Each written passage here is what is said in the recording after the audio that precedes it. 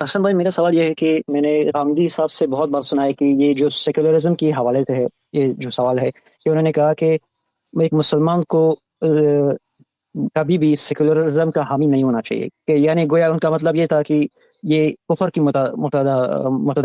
متعادل ہے، یعنی ایکویولنٹ ہے۔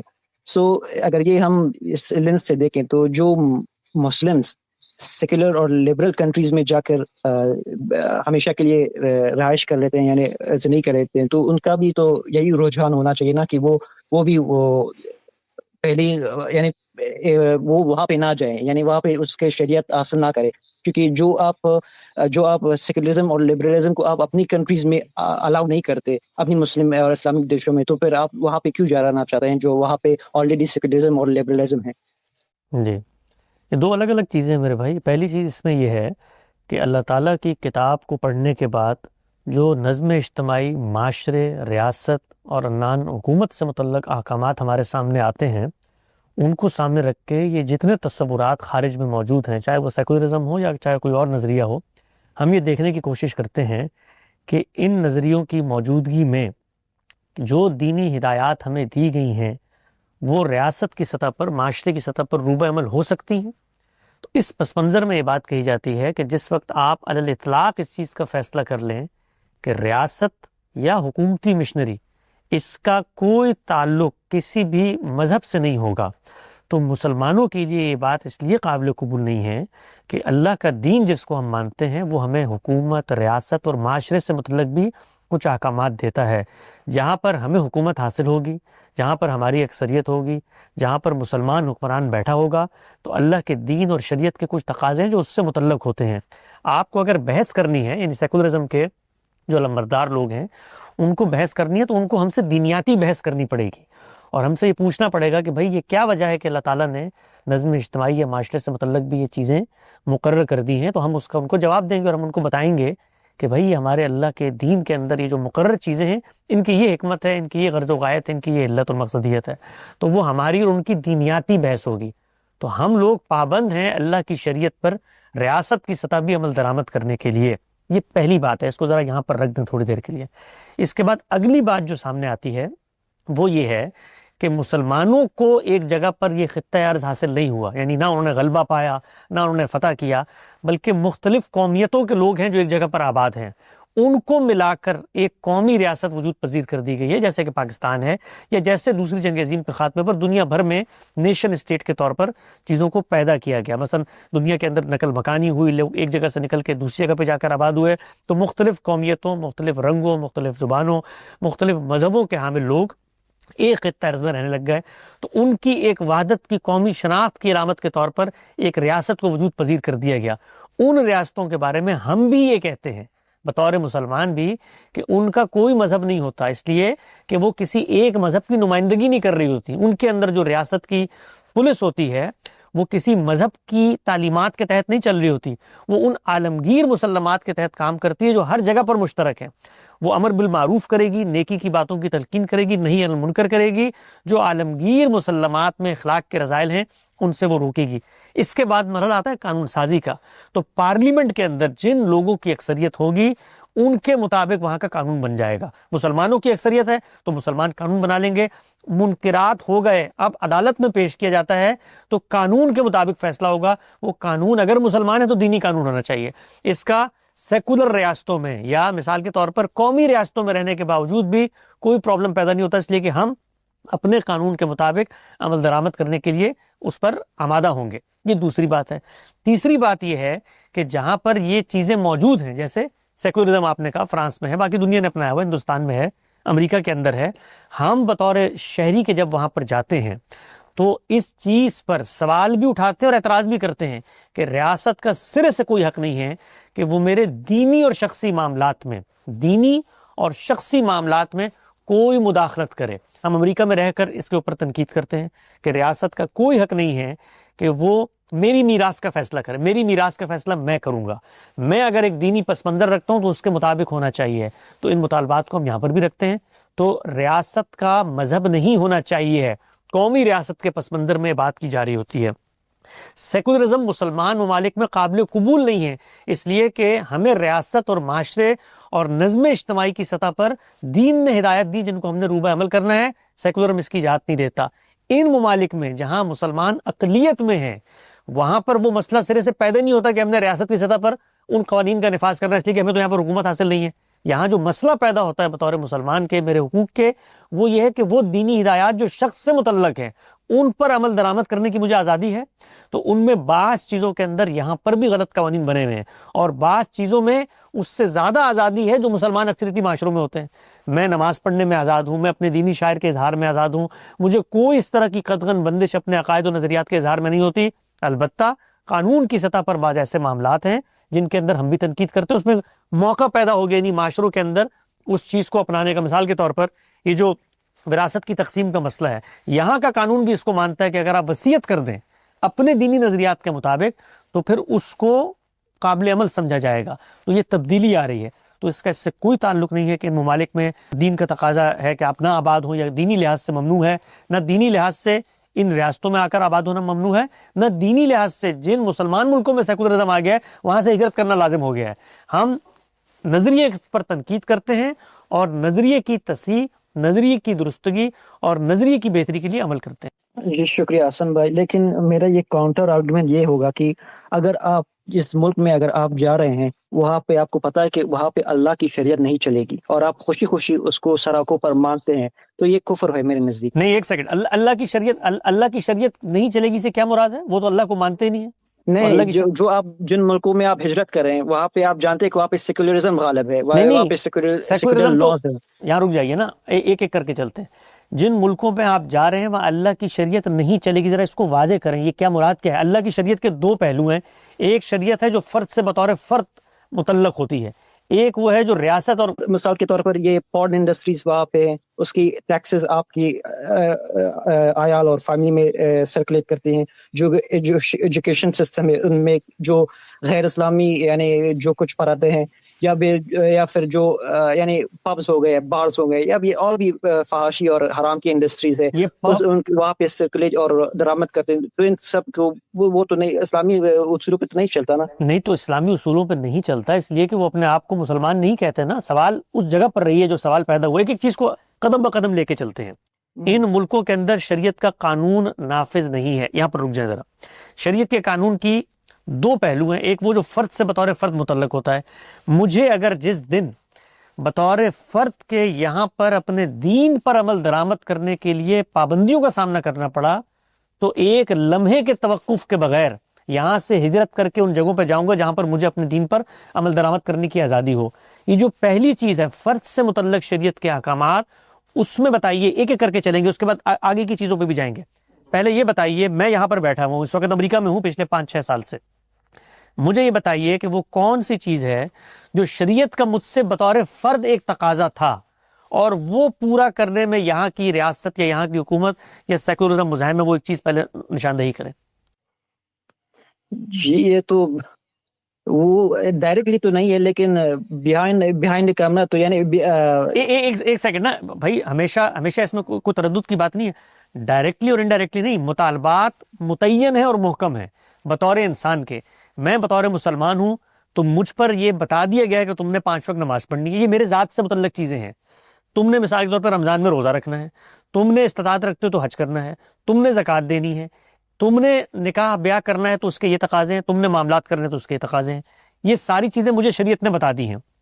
وہ بات بتائیے جو فرد سے متعلق شریعت تھی، اس پر ان ممالک میں عمل درآمد کرنے میں قانونی رکاوٹ ہے، وہ آپ بتائیے۔ وہ ہے بعض ممالک میں، مثلا میں یہاں پر بھی اس بحث میں نہیں جانا چاہتا، دنیا کے بعض ممالک میں وہ رکاوٹیں بھی ہیں، لیکن آپ نے چونکہ ان سیکولرزم کے پس منظر میں وجود پذیر ہونے والی حکومتوں کے بارے میں پوچھا ہے تو یہاں پر مجھے بتائیے، پھر اس پر بھی بحث ہوگی کہ امریکہ کے اس پس منظر میں وجود پذیر ہوا یا نہیں، لیکن شریعت کے وہ احکامات جو فرد سے متعلق ہوتے ہیں ان ممالک میں، اس میں کون سا حکم ہے جس میں عمل کرنے کی مجھے آزادی نہیں ہے؟ میرے ذہن میں تو نہیں ہے وہ جو آپ سے کوئی ایک پہلو نہیں ہے، بلکہ میں یہاں آپ سے ذاتی طور پر عرض کرتا ہوں، میں نے پاکستان میں شعور کی آنکھ کھولی، وہاں 10-15 سال رہا، اس کے بعد ایک دوسرا اسلامی ملک ملیشیا میں کوئی 8-10 سال گزارے، اس کے بعد یہ تیسرا ملک ہے جہاں گزارا۔ میں اپنے ذاتی ایکسپیرینس کی بنیاد پہ کہتا ہوں کہ دین پر عمل درآمد کرنے کی جو آزادی مجھے یہاں محسوس ہوتی ہے وہ ان ملکوں میں بھی محسوس نہیں ہوتی تھی. یہ میں ایمانداری اور دیانتداری سے بتا رہا ہوں. بالکل جی بالکل. اور ریاست کی پروٹیکشن محسوس ہوتی ہے.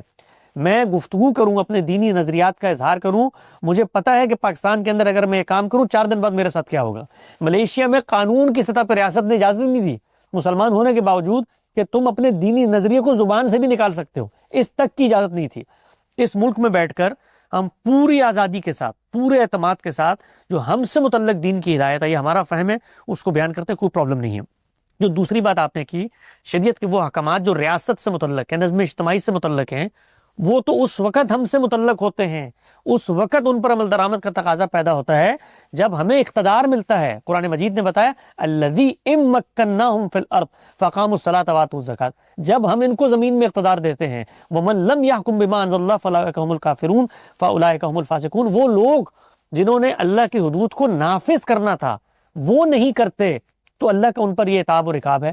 تو بھائی یہ تو مجھ سے متعلق بات ہے نا. مجھے امریکہ میں حکومت ملے، میں یہاں کا صدر بن جاؤں، میں مسلمان ہوں، تو وہ تمام پہلو آپ مجھ سے آ کر کہیں گے کہ شریعت پہ عمل درآمد نہیں ہو رہا. تو شریعت کے وہ معاملات ان سے متعلق ہیں. اگلی بات آپ نے کی کہ یہاں پر بہت ساری چیزیں ہیں جن کو منکر نہیں سمجھا جاتا، تو یہ حقیقت ہے. اسی کو غامدی صاحب نے واضح کیا ہے کہ اسلامی تہذیب اور مغربی تہذیب میں بنیادی فرق کیا ہے کہ امر بالمعروف اور نہیں المنکر. وہ چیزیں جو منکرات کی جگہ پر پہنچ چکی ہیں، وہ چیزیں جو مسلمہ طور پر بد اخلاقی سمجھی جاتی ہیں، ان کو ان معاشروں میں آزادی اقدار کے پس منظر میں قبول کر لیا جاتا ہے. آپ جانتے ہیں کہ یہ جو فلسفیانہ نقطہ نظر ہیں، یہ ابتدا میں وجود کی بحث سے اٹھے، اس کے بعد کرتے کرتے کرتے کرتے ان کا خاتمہ ہوا ہے پوسٹ ماڈرنسٹ تھاٹ کے اوپر. اور جس کے بطن سے پیدا ہونے والی جو پہلی چیز ہے وہ آزادی ہے، وہ فریڈم ہے، وہ اس تہذیب کے اندر سرشتے کی حیثیت رکھتی ہے. مذہب اور اسلامی تہذیب اس کے مقابلے میں ایک دوسرا نقطہ نظر پیدا کرتا ہے. وہ عبودیت کا ہے، وہ بندگی کا ہے، وہ جھکنے کا ہے، وہ آزادی کا نہیں ہے. تو یہ تہذیبوں کے مابین نظریات کا تصادم ہے.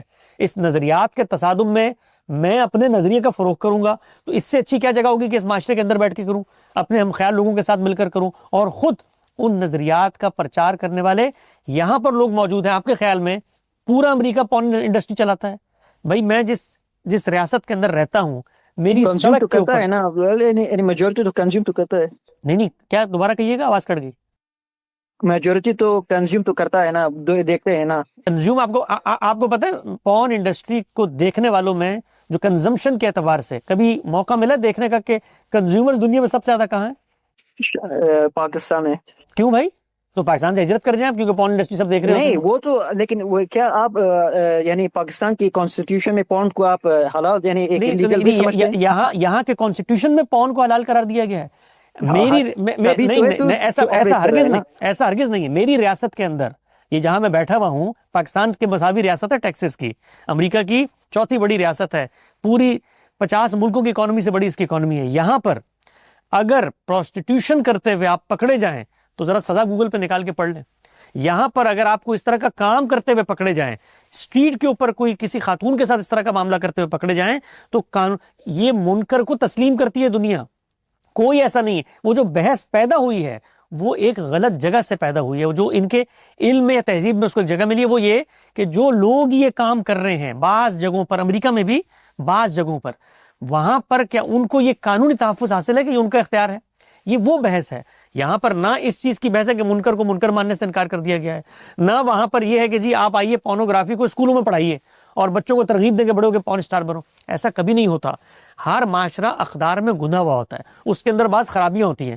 اچھا پورن بنانا تو منکر ہے، آپ کے کم تولنا منکر ہے کہ نہیں آپ کی نظر میں؟ بتائیے گا. بالکل جی ہے. ہاں تو آپ کی پوری قوم نکل جائیں، ذرا کراچی میں چلے جائیں، جعلی دوائیاں بیچتی ہے، مسالوں میں ملاوٹ کرتی ہے، رشوت کھاتی ہے، جھوٹ بولتی ہے. تمام منکر، سنیے بات تو پوری ہونے دیں. تمام منکرات کو قومی سطح پر آپ نے قبول کر لیا ہے. وعدے کو توڑنے کو آپ کہتے ہیں کہ وعدہ تھوڑی قرآن و حدیث ہوتا ہے. آپ کے اندر بے ایمانی کا وہ درجہ ہے کہ کوئی دنیا کا شخص آپ سے کاروبار نہیں کرنا چاہتا. اس اصول پر یہ جو آپ نے ریلیشن شپ قائم کی ہے نا، اس اصول پر تو پاکستان کے اندر رہنے والے تمام لوگوں کو ہجرت کر کے بھاگ جانا چاہیے وہاں سے، کہ قوم کے اندر کرپشن سب سے زیادہ، جھوٹ سب سے زیادہ، رشوت سب سے زیادہ. بھائی یہ امراض ہیں، یہ انسانیت کے مشترکہ امراض ہیں. وہ یہاں بھی پیدا ہوتے ہیں، وہاں بھی پیدا ہوتے ہیں. جب وہ پیدا ہو جاتے ہیں تو آپ کو اپنے دائرہ اختیار میں رہتے ہوئے کیا کرنا ہوتا ہے؟ اصلاح اور دعوت کا کام. یہ پیغمبر کرتے ہیں، یہ کام نہیں کرتے کہ کسی جگہ کے اوپر ایک منکر ہو گیا تو اس سے یہ ریلیشن شپ قائم کرتے ہیں. مثال اب میں آپ سے پوچھتا ہوں, آپ کس جگہ پہ بیٹھے ہیں اس وقت؟ پشاور میں بیٹھے ہیں. آپ پاکستان میں ٹیکس دیتے ہیں؟ میں تو یعنی نہیں کماتا, لیکن نہیں کمانے, ٹیکس کا تعلق کمانے سے نہیں ہوتا. پاپڑ بھی خریدتے ہیں تو اس پہ سیلز ٹیکس دیتے ہیں. ہاں یعنی وہ طرح, جی ہاں. ٹول پہ جاتے ہیں تو پیسے دیتے ہیں سڑکوں کے کہ نہیں دیتے؟ دیتے ہوں گے نا. فیس دیتے ہوں گے کہیں اسکول میں, کالج میں. ٹیکس ہر جگہ ہر انسان دے رہا ہوتا ہے, دیتے ہیں. پاکستان کے اندر جو پاکستان کی ملٹری اسٹیبلشمنٹ ہے اس نے جتنے مظالم کیے ہیں اس ملک کے اندر, اس سب کے ذمہ دار آپ ہیں, اس لیے کہ اس ٹیکس کے پیسوں سے ان فوجیوں کو تنخواہ دی جاتی. آپ مانیں گے میرا یہ مقدمہ؟ جی نہیں مانوں گا. کیوں نہیں مانیں گے؟ کیوں نہیں مانیں گے؟ اس فوج نے اس ملک کے آئین کو توڑا, سب سے بڑا جرم کا کبیرہ گناہ کا ارتکاب کیا, آپ ذمہ دار ہیں اس کبیرہ گناہ. آپ نے سپورٹ کیا ٹیکس دے کے اس فوج کو. یہ کوئی رشتہ بنتا ہے دماغ میں؟ یعنی یہ رشتے اپنے اوپر اگر آپ لاگو کریں, اس نے آپ کے پڑوسی ملک کے اندر ایک طاقت ہوئی. آپ کا نظریہ لے لیتا ہوں, حملہ آوروں کو پوری کی پوری سپلائی چین مہیا کی, پاکستان کے اندر سے جاتے تھے, ڈرون طیارے یہاں سے اڑتے تھے, باجوڑ کے اندر مدارس پہ. پورا مقدمہ وہ لے لیتا ہوں جو روایتی لوگوں کا مقدمہ ہے. باجوڑ کے اندر بے گناہوں کو مارا گیا, بلوچستان کے اندر آپریشن ہوتا ہے, اتنے لوگ اس وقت لاپتہ ہیں. سب کے مجرم آپ ہیں, اس لیے کہ آپ نے ٹیکس دیا. آپ مانیں گے اس مقدمے کو؟ جی نہیں مانیں. کیوں نہیں مانیں گے بھائی؟ اس لیے کہ عنان اختیار, عنان ریاست, تہذیبی معاملات, معاشرتی معاملات, اس کی ذمہ داری میرے اوپر نہیں ہے. میں ٹیکس دیتا ہوں اپنی بقا کے لیے, کہ میں جس جگہ پہ رہ رہا ہوں اس کی اسٹریٹ لائٹ جلے. میرا دینے کا مقصد یہ آگے. لیکن میرا سوری ٹو انٹرپٹ, لیکن وہ تو جو اسٹیبلشمنٹ ہے یا جو گورنمنٹ ہے, یہ تو لایا عمل تو پیش نہیں کرتا. یہ ہم آپ کے ٹیکسز لے لیں گے, ہم بلوچستان پہ آپریشن کریں گے, یا وہاں سے لوگ کو اغوا کریں گے, یا کسی اور ملک میں ہم مظالم کریں گے, یہ تو ہم سے ٹیکس نہیں لیں گے. اس بات پر تو نہیں لیں گے. یہ تو پس پردہ ہوتا ہے یہ سب. پر یہ ہم سے اوپر تو یہ ٹیکس لیتے ہیں کہ ہمارے آپ کے لیے بہبودی فراہم کرے, یا ہم آپ کے لیے پس پردہ ہوتا ہے نا. آپ کو معلوم ہو گیا نا پس پردہ یہ ہوتا ہے, کہتے کچھ اور ہیں کرتے کچھ اور ہیں. تو آپ مت دیں ٹیکس آج سے اور پاکستان سے ہجرت کر جائیں. کیوں نہیں کر رہے ہجرت؟ حقیقت تو پتہ چل گئی نا آپ کو. پس پردہ جو چیز تھی وہ پس پردہ نہیں رہی نا. اب وہ تو نیت عمل میں ڈھل کے واضح ہو گئی. تو ہجرت کر جائیں پاکستان سے, چھوڑ دیں پاکستان. کیوں نہیں چھوڑتے؟ یہ جو سوال میں پوچھ رہا ہوں یہ اس لیے پوچھ رہا ہوں میرے بھائی, کیونکہ جو حقیقت کا جواب ہوتا ہے, فطرت کا جواب ہوتا ہے, وہ انسان کو صحیح جگہ پر لا کر کھڑا کرتا ہے. ہم وہاں سے بیٹھ کر تصورات پیدا کرتے ہیں, ایک ذہن کے اندر خاکہ لے کر آتے ہیں. اس وقت یہ جو مسلمان نکلے ہیں, آپ کا ملک کے 1 کروڑ سے زیادہ لوگ دنیا کے ان ملکوں میں بیٹھے ہوئے ہیں. وہاں پر اپنی زندگی میں محنت, مشقت, معاش کما کے آپ کے ملک کو زر مبادلہ بھیجتے ہیں, اس سے ملک چلتا ہے آپ کا. تو اس میں یہ عقلی اور منطقی قضیے میں لانا کہ میں امریکہ کے اندر بیٹھا ہوا ہوں حسن الیاس صاحب, تو اس کا مطلب یہ کہ جو پون انڈسٹری ہے اس کو میں درست سمجھتا ہوں. بھائی کیوں درست سمجھتا ہوں؟ میرا کیا اس سے لینا دینا؟ یا ریاست کے اندر جو کچھ کام ہو رہے ہوتے ہیں, اگر آپ کا اس کے اوپر اثر و رسوخ نہیں ہے, تہذیبی معاملات ہیں, فلسفیانہ معاملات ہیں, معاشرتی معاملات ہیں, تو میرا امریکہ میں بیٹھ کے اس سے کیسے لینا دینا ہو سکتا ہے؟ امریکہ کے اندر پورا امریکہ پون کو درست سمجھ لے, میں تب بھی کہوں گا ناجائز ہے. تو اس سے کیسے یہ چیز واضح ہو جاتی ہے کہ میں یہاں پر بیٹھ کے اس سسٹم کو سپورٹ کر رہا ہوں تاکہ وہ یہ کام کرے. سسٹم کیا ظاہر میں مجھ سے یہ آ کر ٹیکس لیتا ہے کہ میں پون انڈسٹری کو سپورٹ کرتا ہوں؟ یہ لیتا ہے؟ نہیں لیتا نا. تو وہ سب کچھ جس طرح آپ نے فرمایا کہ پس پردہ ہو رہا ہوتا ہے, نظریاتی طور پہ ہو رہا ہوتا ہے, وہ معاملہ یہاں بھی ہو رہا ہوتا ہے, دنیا کے ہر ملک میں ہو رہا ہوتا ہے. دیکھنا یہ ہوتا ہے کہ آپ کہاں کھڑے ہوئے ہیں. تعاون علی الاسم میں اگر آپ بینیفیشری ہیں تو وہ وبال کے لیے آپ کے اوپر آتا ہے, اگر آپ بینیفیشری نہیں ہیں تو تعاون علی الاسم بھی نہیں بنتا. تو ان چیزوں پر غور و فکر کریں, انشاءاللہ اس پر مزید بات کریں. کے لیے ایک کلیریفیکیشن چاہوں, فرض سے متعلق آپ وہاں پر پریکٹس نہیں کر سکتے, تو اسی پر بہت سے بھائیوں نے کمنٹ کیا تھا کہ جیسے کہ آپ وہاں پر 4 شادیاں نہیں کر سکتے, اور اسی طرح سے بہت سے ایسے ممالک ہیں سیکولر جیسے ٹرپل طلاق یہاں پر الاؤڈ نہیں ہے. تو کیا ایسی صورتحال کے اندر وہ والا حکم تو نہیں لگ جائے گا کفر کا کہ آپ وہاں پر مائگریٹ نہیں کر سکتے؟ یہ 4 شادیاں کوئی دین اور شریعت کا ایجابی تقاضا تھا مجھ سے کہ تم نے لازمی کرنی, اور اب مجھے ان ملکوں میں اس کو کرنے کی اجازت نہیں مل رہی؟ تو پہلے اس تقاضے کو بیان کریں کہ قرآن مجید میں, شریعت میں وہ تقاضا کہاں بیان ہوا ہے. تو اس لحاظ سے تو جو مسلمان ملکوں میں رہنے کے باوجود لوگ 4 شادی نہیں کرتے, وہ سب گویا دین اور شریعت کی خلاف ورزی کر رہے ہیں. تو یہ تو ایک ضرورت سے پیدا ہونے والا تقاضا ہے. تو وہ اگر کسی کو یہاں پر پیدا ہوتا ہے اور وہ شادی نہیں کر سکتا تو ہجرت کر جائے, یہاں سے جا کے کہیں اور شادی کر لے. تو اس میں کیا مسئلے کی بات ہے؟ یعنی یہ کوئی دین کا مطلوب تقاضا تھوڑی تھا جس پر میں درآمد نہیں کر سکتا. مجھے نہیں کرنی نا 4 شادیاں, اور میں اس کو دین کا تقاضا بھی نہیں سمجھتا, تو میرے لیے تو شخصی اعتبار سے کوئی پابندی نہ ہوئی یہاں پہ. ہاں مجھے اگر یہ دینی لحاظ سے محسوس ہو کہ بھی لازم ہے, شادی کرنا لازم ہے, یہ دین کا مطلوب تقاضا تھا, تو میں ہجرت کر کے چلا جاؤں گا. جس شخص کو محسوس ہوتا ہے وہ چلا جائے یہاں سے. دوسری کیا بات پوچھی تھی آپ نے؟ ट्रिपल तलाक की मिसाल दी थी। नहीं, ट्रिपल तलाक पे क्या क्या मसला है उसमें? जैसे कि दीन के अंदर तो वो जायज़ है, लेकिन बहुत से ममालिक के अंदर, खुसूसन इंडिया के अंदर किसने कहा दीन के अंदर जायज़ है? दीन के अंदर बिल्कुल नाजायज़ है। रसूल पाक सल्लल्लाहु अलैहि वसल्लम ने इसकी नफ़ी फरमाई है और कुरान मजीद इसकी नफ़ी फरमाता है। दीन के सरीहतन ख़िलाफ़ है। जो लोग इसकी दीन में एडजस्टमेंट लेकर आते हैं वो भी इसको बिदई कह रहे होते हैं। ये दीन के अंदर एक इनराफ है जो पैदा हो गया है। मामला ये नहीं है 3 तलाक के बाब में कि दीन ने कहा था दीन ने तो इससे बिल्कुल मुख्तलिफ बात बयान की। जिन लोगों ने इसकी खिलाफ वर्जी करके तलाक दी, रसूल पाक सल्लल्लाहु अलैहि वसल्लम ने उनकी तलाक़ें लौटाई। तो ये मामला ये नहीं है, ये मामला यहाँ से पैदा हुआ है कि जिस वक़्त ये हो जाता है, ये खिलाफ वर्जी हो जाती है, तो अब क्या रवैया अख्तियार करना है। उसमें सैयदना उमर का एक उसवा सामने आया है, वो आपका एक इंतजामी फैसला है, वो दीन का कोई तकाजा नहीं है। इस वक़्त हनफी फ़िक़्ह तुर्की में राइज है, उन्होंने इसको मानने से इनकार कर दिया। तो दुनिया भर में ये तो इज्तिहादी मामलात के अंदर इख्तलाफ राय है। ये कोई दीन के ईजाबी तकाजे हैं कि मैंने 3 तलाक देनी, आप दीन ने मुकर्रर कर दिया कि 3 तलाक दो और कुछ रियासतों के अंदर 3 तलाक मानने से इनकार। ये दीन ने मुकर्रर किया है, दीन ने तो इसके खिलाफ बात की है भाई। तो जिन मुल्कों में अगर इन पर पाबंदी आयद की है तो मेरे नज़दीक ये ऐन इस्लामी काम है जो हो गया है।